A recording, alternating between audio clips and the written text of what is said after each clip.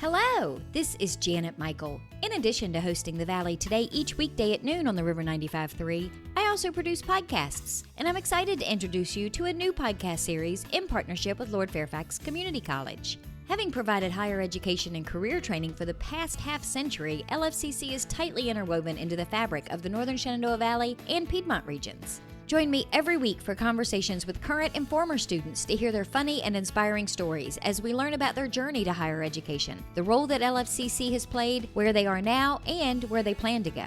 We'll also talk to current and former professors about their experiences and best memories of LFCC over the past 50 years. Get every single episode as they're released on our website at theriver953.com under the podcast tab, or you can subscribe for free in Apple Podcast, Google Podcast, on Spotify, Amazon Music, wherever you listen to podcasts. Just search for LFCC Stories.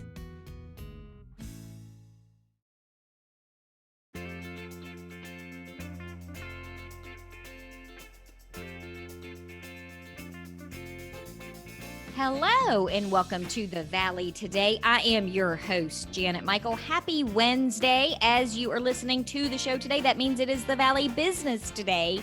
And boy, do we have help in store for small businesses.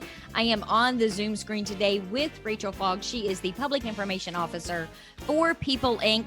Joining her is Shane Simmons. He is the Director of Community Economic Development for People, Inc. as well. Thank you both for taking some time out of your day to meet me on the Zoom screen. Thank you so much for having us. So, Rachel, before we get into the money weeds a little bit, can you kind of give me an overview of People, Inc.? I mean, I know what you guys do and who you are and how important you are to the different communities that you serve, but can you tell our listeners exactly who you guys are and what you do? Yeah, of course. So People Incorporated is a community action agency, and we serve 16 cities and counties across Virginia. So everywhere from down in southwestern Virginia to up into the Shenandoah Valley region to even the greater Prince William County area. And we provide services that range from affordable housing to business loans to early childhood education and things in between. And really our mission is that we help economically disadvantaged people meet their goals, improve their lives, and improve their communities. And it's great too, because you're not pigeonholed into one specific thing. I mean, we're going to talk today about these microloans, this microloan program that you have. But when you were on the show the last time, we were talking about childcare and the struggles that a lot of families have finding affordable childcare. Yes, we're definitely not pigeonholed for sure. So Shane is concerned he's not going to have enough to talk about. And I think he's going to find when we get done that he has even more to say when we're finished and he forgot to mention something. So let's put him on the hot seat for a second. So Shane Simmons, you are the Director of Community Economic Development for People, Inc. What does that mean? Well, just as the name implies, we work with communities to try to make for a better environment for businesses. We work lending, we do training and technical assistance. We offer any kind of partnership that we can with local small business development centers, as well as even chambers of commerce. Just work in partnership with them to make their communities better. We try to fill gaps that a lot of small businesses aren't having their needs met in. And I think we find that it more now in this pandemic than ever before, that a lot of times these smaller businesses, I know the SBA kind of qualifies small businesses as 500 or less employees, but the majority of businesses in the Shenandoah Valley are a third of that size, I would guess. Oh yeah, very much so. I would say our average business is a lot of times just a couple and maybe their children or family working with them, or maybe a few employees. I would say our average business has between 5 to 15 employees for most of the microloans that we do. We do have some over that, but by and large, it's really, truly the mom and pop type businesses that we've been able to help out the most. And I would imagine that in the middle of this pandemic, you have probably been overloaded with requests, with the ability to be able to help people, because they need help now more than they probably ever would have needed it in a normal January or February. Oh yeah, that's absolutely correct. It just hit everybody out of the blue. Basically last March, we were working in an office. Next thing you know, you're sent home, and then that puts us in a bad situation. But you can imagine what a small business owner was going through. That's their livelihood.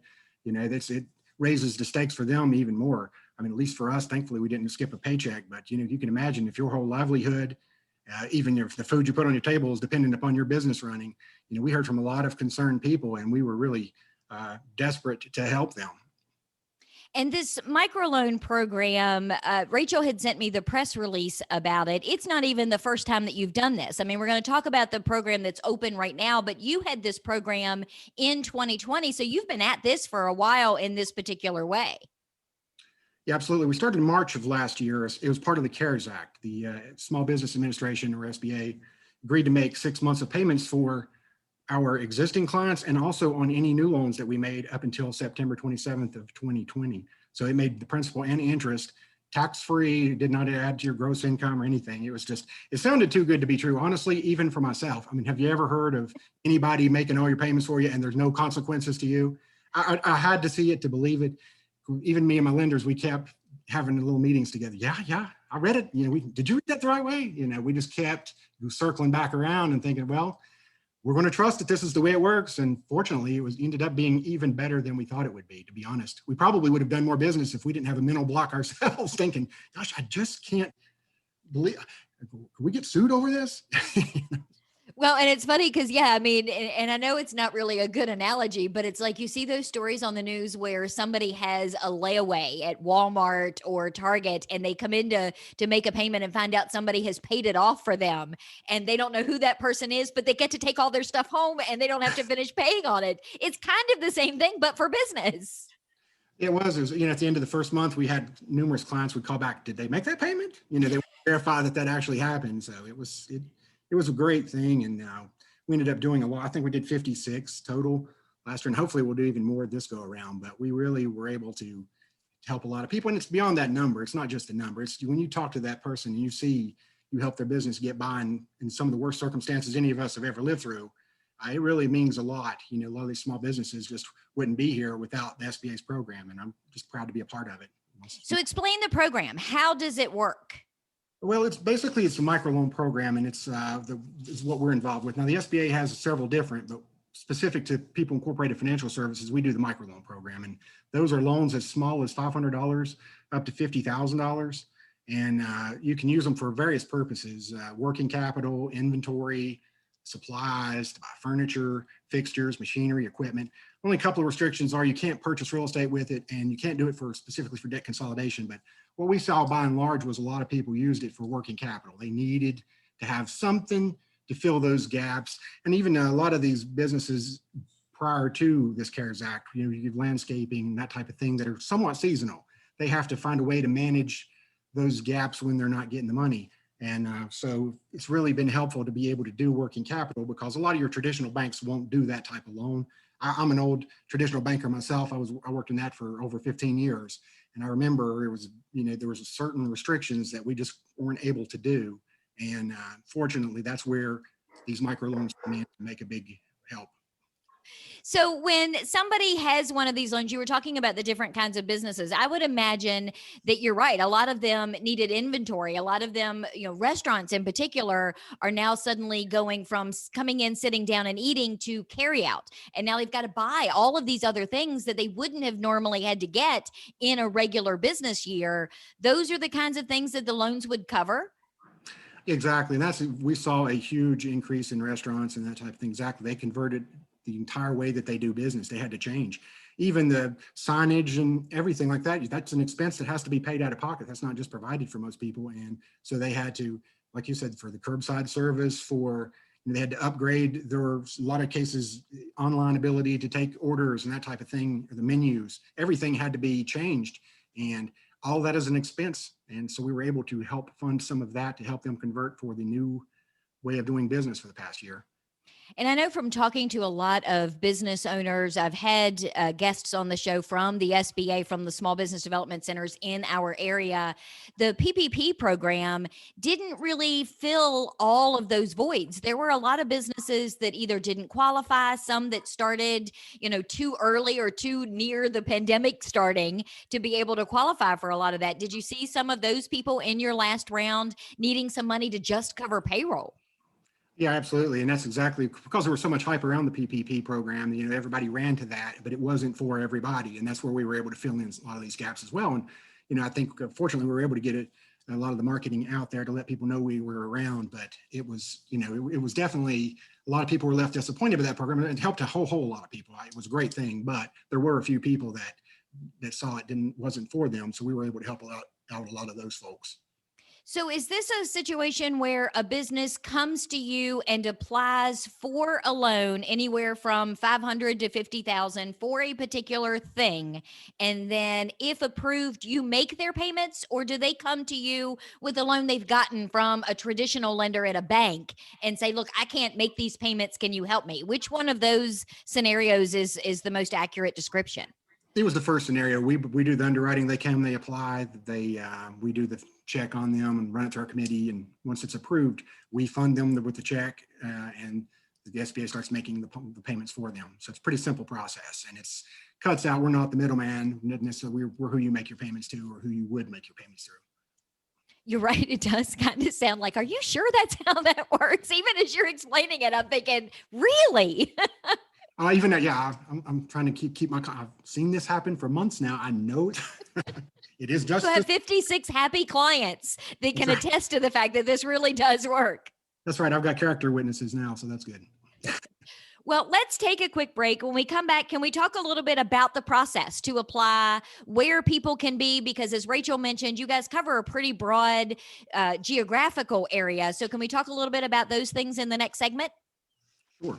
Okay, we're going to take a quick break. When we come back, we're going to continue our conversation on the Zoom screen. We are chatting today with Rachel Fogg. She is the Public Information Officer for People Inc. Joining her is Shane Simmons. He is their Director of Community Economic Development. We're going to talk more about their microloan program for small businesses when we come back in just a couple of minutes. Got a financial decision to make or a goal to reach, but you don't know where to start? You've come to the right place. Introducing Quick Money Chats with the Northern Shenandoah Valley Financial Education Program. Visit tinyurl.com/quickmoneychat to schedule a virtual chat with a staff member or trained volunteer. We won't tell you what to do, but we will give you the tools you need to choose wisely. And because Virginia Cooperative Extension is part of Virginia Tech and Virginia State, your land-grant universities, you can be sure that our information is credible and trustworthy. And you'll know that we aren't trying to sell you something. Maybe you want to improve your credit score, or reduce your banking overdraft fees, or even figure out if you can afford to buy that car. Sorting through tons of information on the internet can be overwhelming, and sometimes it can be hard to know who to trust. Schedule a Quick Money Chat and get the information you need to take action. Go to tinyurl.com/quickmoneychat and get financial education personalized for you.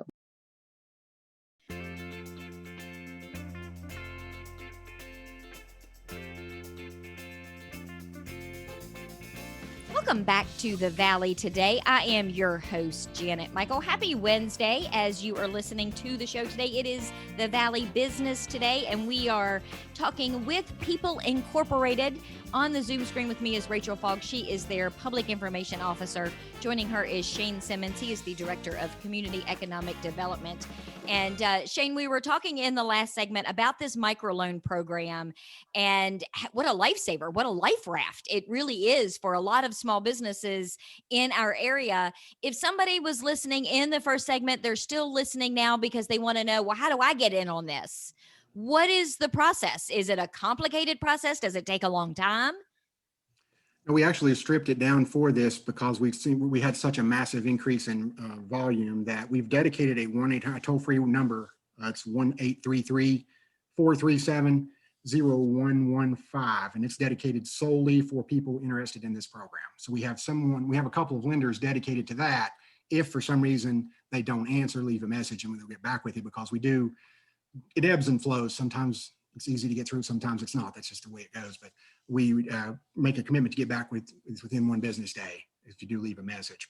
And then once you get on there, they kind of talk through the process and make sure that it's something that you're interested in doing and something that's going to be helpful and that you're eligible to do. And at that point, then we email an application and you fill it out. It's just your basic loan application. You got your name, the business name, and address and that type of thing. And then a couple of years tax returns if they're available. If you've not been in business that long, we can work around that as well, even, and whatever type of collateral you might be interested in using. So it's a very simple, we streamlined the process to where our turnaround time was a couple of weeks or less usually on most of these, assuming we get all the information we need. we can get them done really quickly. Well, and it's interesting. One of my guests a couple of weeks ago was Herb Melrath, and he works for the Maryland Small Business Development Center. He's based out of Hagerstown, but he's a Front Royal guy. And we were talking about if there could be a silver lining to this pandemic, it's that a lot of business owners have suddenly become acutely aware of their financial situation and what a profit and loss statement looks like and all of their financial documents. Are you seeing that on your end too when some of these applications are coming through? Oh yeah, definitely. It's everybody has had to raise their game and be very aware. And I guess in long term, that'll be a good thing. People pay closer attention to things, because a lot of times a small business goes in, they have a talent or a skill set that they're using, but they don't necessarily have the business financial background, but they're getting a really quick crash course on it, and whether it's a great thing or not, but they're learning a lot more about their own businesses now. And I think they'll be better prepared going forward. So is this microloan program open now? As somebody is listening to this on a Wednesday afternoon, can they call that 800 number and start the process today? Yes, it started on February the 1st and it runs through September 30th of this year. So we have people from 8 to 4:30 that man the phone. And then if it's after hours, you're still welcome to call. You'll get a voicemail and you can welcome to leave a message, because I know a lot of times those hours don't work for everybody. And we do have lenders who will make it a point to call at a different time if necessary to meet your needs, because we understand that that's not practical for everybody. Well, and that's helpful too, because as we've seen throughout the course of the last year in this pandemic, people and businesses have different needs at different times. Sometimes they were okay in the early stages, and then there's something happens, and now suddenly they're in dire straits, or they were in dire straits and now they've dug out of it, but now it's looking like it might be a little longer than what we had all anticipated. So the fact that you're running this through September is huge, I think, for a lot of small businesses. Yeah, we saw that. I think we were all hopeful that this would go away a lot quicker than it has, and it's just lingered along. And so we're seeing people who may have made the first round okay, just as you said, but it's starting to catch up with them, and they need just that little boost to get through. And this is a perfect way to help do that. And I think a lot of us too were hoping that when it was over, it would just be over. We would wake up one morning and it was like somebody had flipped a switch and everything would suddenly be back to normal. But it's going to take a while to dig out of this, which is another reason why having this available until September is going to be huge. Oh yeah, absolutely. I had that mindset myself. I thought, well, a couple of weeks, okay, we'll tough it out. And here it is, we're about to celebrate a year. And it's just one of those things that if you need help, all it costs you is a time on the phone. So if anybody has any questions about it or thinks it might be for you, please give us a call. We'd love to help you out. And even if it's not with a loan, if you need other type of recommendations, we're happy to help, because we do training and technical assistance as well. So we'll find somebody that can help you in some way. And Rachel, we were talking before we started recording for the radio show, because I know People Inc. serves all of our surrounding counties, Frederick, Clark, Warren, Shenandoah, Page. And I had asked you initially about the city of Winchester, because sometimes it gets lumped in with Frederick County, but sometimes it's separate. And in this particular case, it's a little bit separate, right? That's my understanding, Janet. And to be perfectly frank with you, I think that's something I'm going to have to check on it and get back to you. I don't want to give you the wrong information. Well, but you're right. Sometimes it is, sometimes it's not. So it's confusing. And they should still make the call, no matter where they are. If they're in any of those counties, they should at least make that initial call to find out whether or not this is something for them. I've had so many conversations with business owners and consultants and things like that, where people just don't reach out because they think, oh no, they disqualify themselves before they actually make the call. And Shane, I'm sure you probably talked to a ton of businesses in the first round that were like, man, I wish I had called you sooner, or I wish I had done something to make this step a lot earlier than they did. You're exactly right. I think some people were in denial. There was all kinds of things that go into it, but like you say, it's just, they need to take that step and just see if it's right for them or not. It can't cost you anything. There's no price to apply or anything else. So we'd love to be able to help as many people as we possibly can. Can you run through one more time before we wrap up the types of things that you can do these microloans for, so that people, maybe somebody's listening and they're pre-qualifying themselves in their head now as they're listening, and then you may rattle it off and go, wait, that's me. I could get that loan. Can you tell me what those are again? Sure thing. It's inventory, supplies, furniture, fixtures, machinery, equipment, and the big catch-all is working capital. That's a little bit more open to interpretation. So I think that's, like I said, most of ours have been in that realm during the pandemic. It's just, that's what people have needed to do to fill in certain gaps. But those are the uses for the funds. And it doesn't even have to be a business that, say, has been in business for 5 years, 10 years, 20 years. This can be somebody that just got started a couple of months ago or even a year or so ago, right? Yeah, as a matter of fact, that was one of our first businesses that came through. That just took the leap of faith to open a tax business up right at the beginning of the tax year last year. And then bam, didn't, who saw that all coming? And so they were, just exactly like you said, to almost excluded themselves from a possibility, but thought, what the heck, I'll give it a try. And sure enough, we were able to help them. And fortunately, they're still in business now. And it's just one of those things that, just terrible timing, but we're here to help. And I think a lot of us don't realize the number of those businesses. I've talked to a couple of them on the show that started in January or February last year because who knew? And all of a sudden they're 3 months into a brand new business that struggles the first year anyway. And now they're in the middle of this pandemic. It's got to be even super, super tough for them.